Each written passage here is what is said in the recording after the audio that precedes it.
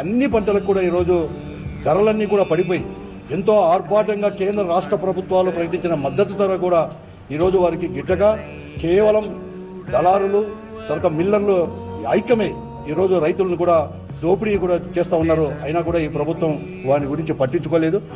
అందుకోసమే ఏదో రకంగా కూడా ప్రజలకు అండగా నిలబడాలని చెప్పేసి ఈ ప్రభుత్వం పైన ఒత్తిడి తీసుకొని వచ్చేసి ఈరోజు రైతులు పడుతున్న కష్టాలను కూడా వారందరికీ కూడా ప్రభుత్వం తీసుకొని పోయి ఏదైతే పండించారో ఆ పండించేది ప్రభుత్వం తరఫున కూడా మద్దతు ధరతో కూడా కొనేటట్టు చేయాలని చెప్పేసి ఒత్తిడి తీసుకొని రావడానికి వైఎస్ఆర్ కాంగ్రెస్ పార్టీ పోరుబాట కూడా పట్టింది. ఈ నెల శుక్రవారం 13వ తేదీ ఉదయం 10 గంటలకు కూడా రాష్ట్రంలో అన్ని కలెక్టరేట్ ముందర కూడా కలెక్టర్లకు ఒక వినతి పత్రం ఇవ్వాలని చెప్పేసి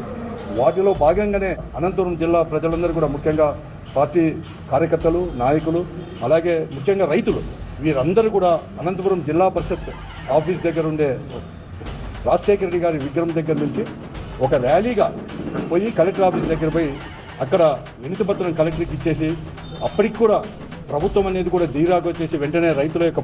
సమస్యలు పరిష్కరించకపోతే పెద్ద ఎత్తున కూడా పోరాటం చేయాలని చెప్పి నిర్ణయం తీసుకున్నాం. కాబట్టి నేను జిల్లాలో ఉండే వైఎస్ఆర్ కాంగ్రెస్ పార్టీ నాయకులకు కార్యకర్తలకు వైఎస్ఆర్ కాంగ్రెస్ పార్టీకి చెందిన ప్రజాప్రతినిధులందరికీ ముఖ్యంగా రైతులందరూ కూడా